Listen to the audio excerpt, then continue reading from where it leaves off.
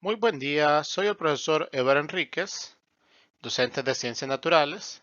El día de hoy voy a impartir la clase de Biología 2 con el tema de la célula.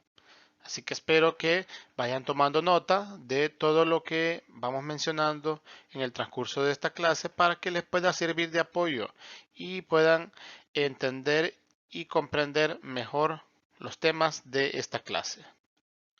En los saberes previos, vamos a responder las siguientes preguntas. Todas estas preguntas ya se han visto en clases anteriores a el curso de décimo. O sea, esto es un tema que ustedes lo han visto tanto en la escuela como en séptimo, octavo y noveno. ¿Qué es la célula? La célula es la unidad fundamental de los seres vivos. ¿Para qué sirven las células? Las células tienen diferentes funciones. Ellas realizan funciones biológicas y hacen que el organismo o el ser vivo se pueda mantener vivo. ¿Se puede ver una célula a simple vista? En teoría, sí se puede observar. Hay diferentes tipos de células, como por ejemplo un huevo es una célula embrionaria y se puede observar a simple vista, como también hay células bastante pequeñas que no pueden observarse a simple vista, sino que se necesita la ayuda de un microscopio. Durante la época de los griegos se generaron muchas hipótesis sobre cómo estaba formada la vida y cuáles eran sus unidades fundamentales. El problema es que no habían suficientes herramientas para comprobar eh, que un ser vivo estaba compuesto de una célula, y es por ello de que surgían varias teorías y muchas de estas estaban equivocadas, eran ideas equivocadas, como por ejemplo la generación espontánea. Es una hipótesis obsoleta del origen de la vida que sostenía que ciertas formas de vida animal y vegetal surgían de manera espontánea a partir de materia orgánica, inorgánica o la combinación de estas. Entonces, los filósofos o los antiguos, las antiguas civilizaciones pensaban que, por ejemplo, de un pedazo de árbol caído podía generarse un lagarto, un cocodrilo, un caimán, o que de la carne o los alimentos en descomposición podían surgir las moscas, los gusanos y otros insectos. Esas eran las creencias que se pensaban que eran ciertas, pero más adelante se comprobaron que estas teorías eran falsas. ¿Cómo se comprobaron? Eso lo vamos a ver más adelante. La teoría de la generación espontánea se refutó a través de tres experimentos científicos. Y aquí están datados estos experimentos científicos: el experimento de Reddy en 1668, el experimento de Lázaro y el experimento de Pasteur. Vamos a explicar el experimento de Reddy, que es el más sencillo, el cual consistía en que se colocaban tres trozos de carne y estos tres trozos de carne iban a estar en recipientes, pero en condiciones diferentes. Uno estaba destapado, un trozo de carne en un recipiente destapado. Otro estaba en un recipiente que estaba sellado herméticamente con un corcho. Y otro estaba sellado, pero no estaba sellado herméticamente, sino que solamente estaba sellado con una malla. Ahora bien, ¿qué pasó con estos tres recipientes? El primero, llegaron las moscas y de las moscas surgieron los gusanos. Del segundo, no se descomponía la carne. Y del tercero, las moscas y los gusanos estaban fuera del recipiente, o sea, no podían entrar, pero la carne comenzaba a descomponerse. De aquí surgió de que la generación espontánea no podía ser posible porque la carne no producía ni moscas ni gusanos, sino que las moscas llegaban a la carne y colocaban sus huevos, y de esos huevos surgían los gusanos. ¿Quién y cómo se descubrió la célula? En un inicio, Robert Hooke, utilizando un microscopio compuesto con un aumento de 50x, que le permitió descubrir la célula. ¿Cómo la descubrió? Pues él observaba un corcho, una muestra de corcho, y en este caso él observó de que esta muestra de corcho, este pedacito de corcho, estaba compuesto por unas pequeñas celdas. De ahí viene la palabra célula, de celda. Y él obviamente ahí no intuyó de que esas pequeñas celdas eran seres vivos funcionales que estaban ayudando a la planta a hacer sus funciones biológicas. Él no se imaginó eso, pero desde ahí ya se pudo identificar por primera vez a la célula en un microscopio. De aquí surgieron varios postulados, dentro de ellos estaba la teoría celular. El primero dice que todos los seres vivos están formados por células. El segundo dice que las funciones vitales de los organismos ocurren dentro de las células o en un entorno inmediato, controladas por sustancias que ellas secretan. Y la tercera es todas las células proceden de células procariotas preexistentes o células madres. Esta teoría celular da como una base fundamental para el funcionamiento básico de la célula, desde cómo desarrollan sus funciones biológicas hasta cómo se reproducen.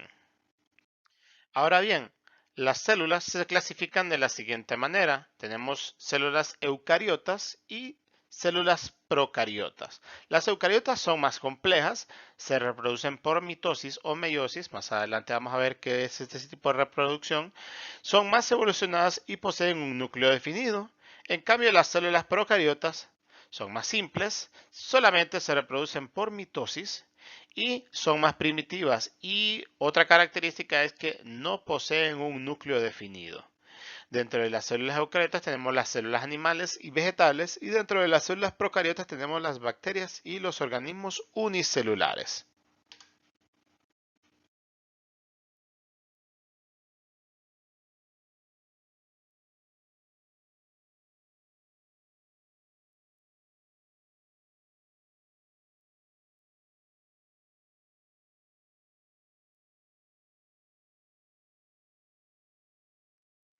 El tamaño de la célula puede variar. Como podemos observar aquí, las células van a estar entre este rango de 10 micrómetros a 100 milímetros. Un huevo de avestruz es una célula, ¿verdad? Una célula embrionaria que está contenido dentro de esta cascarón. Un huevo de pollo también es una célula. Tenemos aquí un huevo de rana que puede medir 1 milímetro. Un huevo humano, que en este caso podríamos mencionarlo que es un óvulo. Tenemos la célula animal y la célula vegetal, que se puede encontrar entre la escala de 10 micrómetros y 100 micrómetros, dependiendo. Y tenemos los organelos, que vamos a verlos más adelante. Veamos que hay otras biomoléculas bastante pequeñas, son mucho más pequeñas que las células, como por ejemplo los lípidos, las proteínas y los temidos virus. El coronavirus es más pequeño que la célula, aproximadamente 100 veces más pequeño que una célula. Tomen nota de ese dato, por favor, que más adelante vamos a analizarlo. Ahora bien, hay que tener muy en claro que los virus no son células, los virus no son seres vivos, tienen características bastante diferentes a las células. Como podemos ver, un virus es 100 veces más pequeño que una célula. En cuanto a su estructura, están formadas por una coraza proteica e información genética. Estas coronas que vemos nosotros afuera son las proteínas y lo que está adentro, las lombricitas que están adentro, son son ADN, el material genético. Ahora bien, en cuanto a la vida, los virus no son seres vivos, no se consideran seres vivos, o sea que no podemos decir que podemos matarlos. Cuando usamos el término matar el virus, estamos usando un término erróneo. Los virus se pueden eliminar o se pueden erradicar. También un virus no se va a matar muy fácilmente. Los virus son bastante resistentes y los únicos que pueden destruir el virus dentro del cuerpo humano son las propias defensas. Ahora bien, en cuanto a la reproducción, requieren de un huésped. ¿Qué quiere decir? Que son parásitos. Parasitan las células del cuerpo humano. Para reproducirse, sus ciclos reproductivos pueden ser líticos, que en este caso son ciclos rápidos, y lisogénicos, que son tardíos.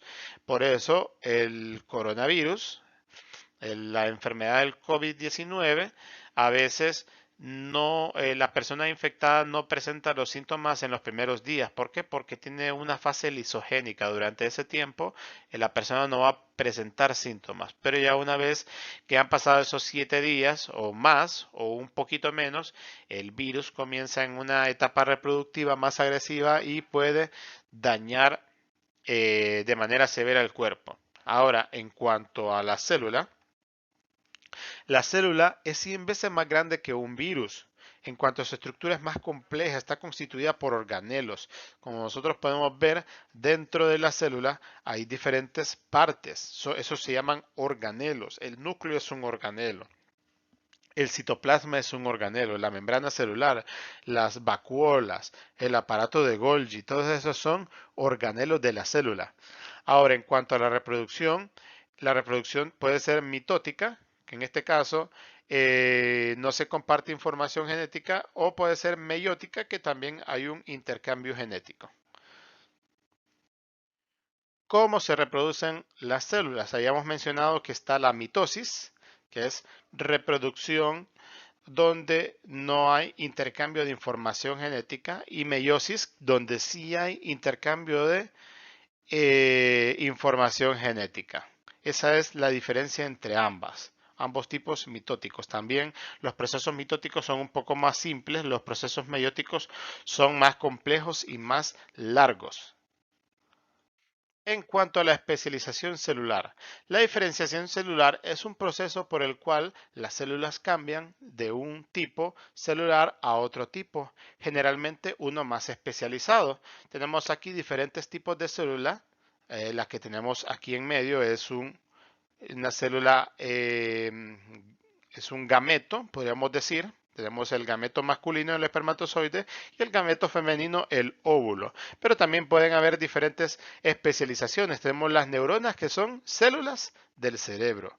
Los glóbulos rojos, que son células de la sangre. Las células musculares, que están obviamente en nuestros músculos. Células adiposas, que son las que constituyen la grasa. Por ejemplo, nuestra barriga, nuestros cachetes, nuestros glúteos están compuestos por células adiposas. Son las que nos dan esa consistencia grasosa a nuestro cuerpo. Tenemos las células intestinales, que están en las paredes del intestino. Tenemos las células musculares estriadas, que estas las podemos encontrar en diferentes partes, como también en los cartílagos.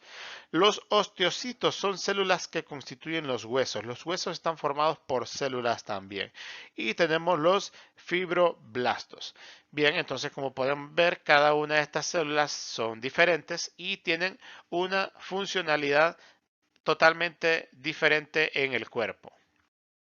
De una forma rápida vamos a ir especificando cuál es la función de los organelos de la célula. Anteriormente habíamos mencionado que la célula está constituida por organelos, son partes que tienen una función específica dentro de la célula, y gracias a ellos estas células pueden realizar todas sus funciones para mantener vivo al organismo. Tenemos el núcleo, que controla la actividad celular y contiene la información genética. Tenemos la pared o membrana celular, que esta, dependiendo de si es una célula animal o vegetal, determina la forma de la célula y proporciona resistencia y apoyo estructural. También tenemos los centriolos, que están implicados en los procesos mitóticos, o sea, en la reproducción mitótica. También tenemos el retículo endoplásmico, que este está implicado en la síntesis de lípidos. Los lípidos son grasas, y estas grasas pueden cumplir ciertas funciones, también funciones hormonales. También tenemos los cloroplastos, que este es un organelo exclusivo de la célula vegetal, que está implicado en la fotosíntesis. ¿Qué es la fotosíntesis? La síntesis de energía o de alimento a partir de la energía luminosa, la energía celular, la energía solar. Como habíamos mencionado, estos cloroplastos son propios de las células vegetales. También tenemos el aparato de Golgi, que recibe y clasifica las macromoléculas para definir a dónde se transportarán. El aparato de Golgi lo que hace es que clasifica todas las macromoléculas y va a decidir para dónde se necesitan, en qué parte de la célula se necesitan. Tenemos también las mitocondrias, que son la central energética de las células, o sea, son las que almacenan la energía para que la célula pueda realizar todas sus funciones biológicas. Tenemos los lisosomas, que solamente se presentan en las células animales y se encargan de digerir componentes macromoléculos. También tenemos los ribosomas, que se encargan de la síntesis de proteína.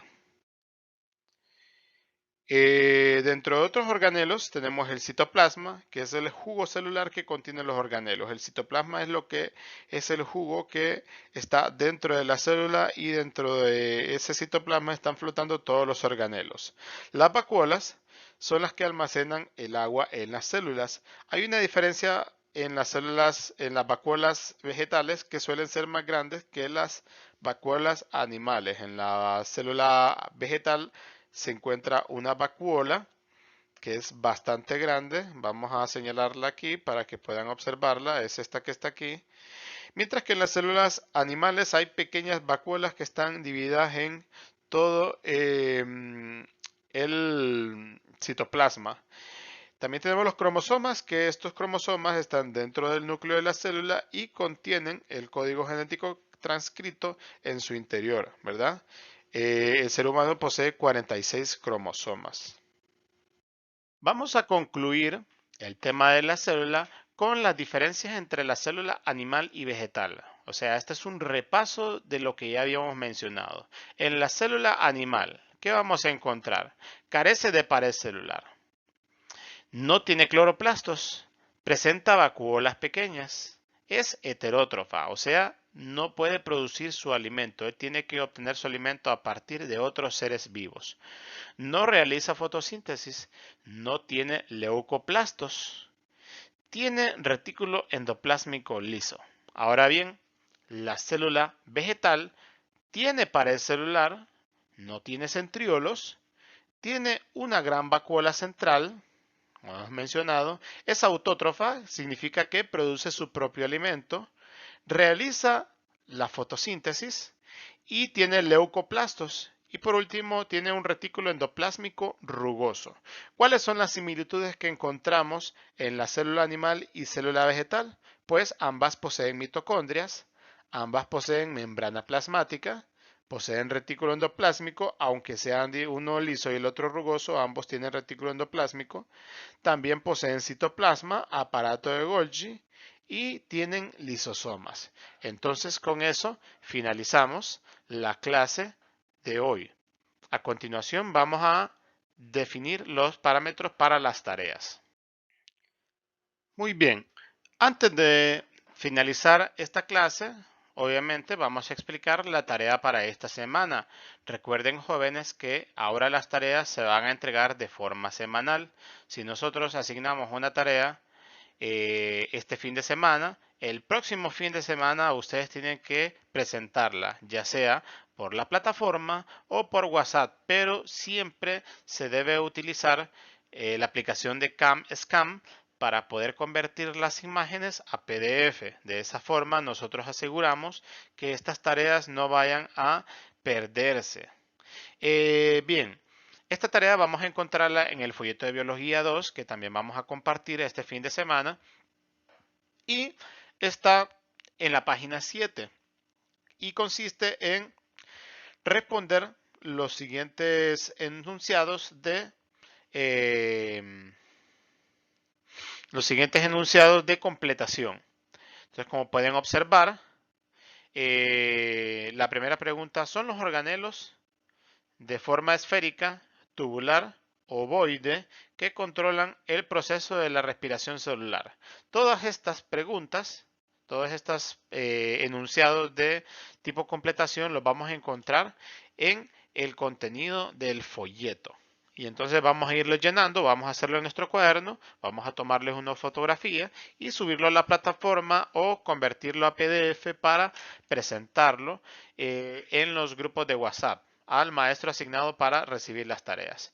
Muy bien, jóvenes, con esto me despido. Recuerden que la educación cambia nuestras vidas, por eso debemos seguir adelante. Yo entiendo de que es muy complicado para muchos con esta situación, con la crisis que hay, crisis de salud y crisis económica, pero la educación va a cambiar nuestra forma de vida. Por eso tenemos que ser persistentes y seguir adelante. Muy bien, con esto me despido. Espero que sigan al tanto del grupo de WhatsApp y puedan poner mucha atención en las otras clases también. Nos vemos.